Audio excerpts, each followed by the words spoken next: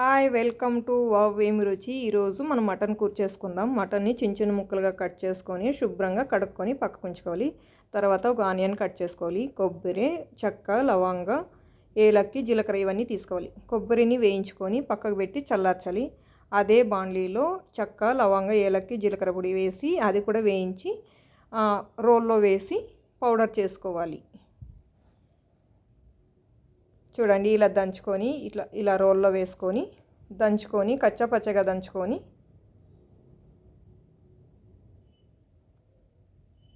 పక్కకు పెట్టుకోవాలి. చూడండి, ఇలా ఉండాలి. మనమే ఇంట్లో ఇలా గరం మసాలా రెడీ చేసుకున్నామంటే చాలా రుచిగా ఉంటుంది.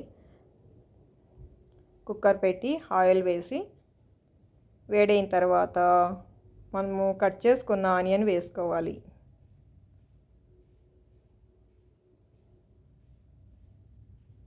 ఆనియన్ని బ్రౌన్ కలర్ వచ్చే వరకు వేయించుకోవాలి.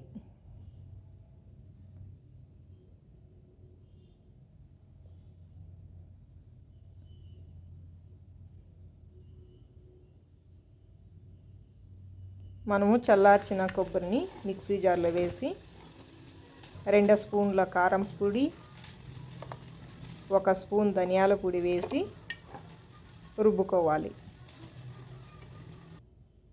చూడండి, ఆనియన్ ఇలా బ్రౌన్ కలర్ వచ్చే వరకు వేయించుకోవాలి.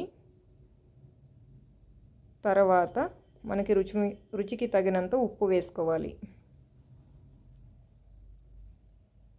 ఇలా బ్రౌన్ కలర్ వేగిన తర్వాత 2 స్పూన్లు అల్లం వెల్లుల్లి పేస్ట్ వేసుకొని పచ్చి వాసన పోయే వరకు ఆయిల్లోనే వేయించాలి. ఇలా ఆయిల్లో వేయించిన తర్వాత మనం చిన్న చిన్న ముక్కలు కట్ చేసి శుభ్రం చేసుకున్న మటన్ వేసుకోవాలి.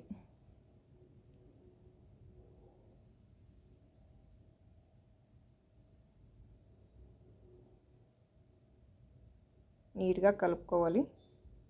ఇలా కలుపుకున్న తర్వాత ఒక 1/2 టీ స్పూన్ పసుపు వేసుకోవాలి. పసుపు వేసి ఆయిల్లోని ఒక 4-5 మినిట్స్ బాగా ఫ్రై చేయాలి.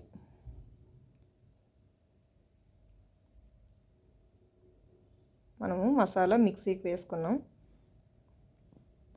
చూడండి, ఇలా బాగా ఫ్రై అయిన తర్వాత ఆయిల్లోనే బాగా ఫ్రై అవ్వాలి.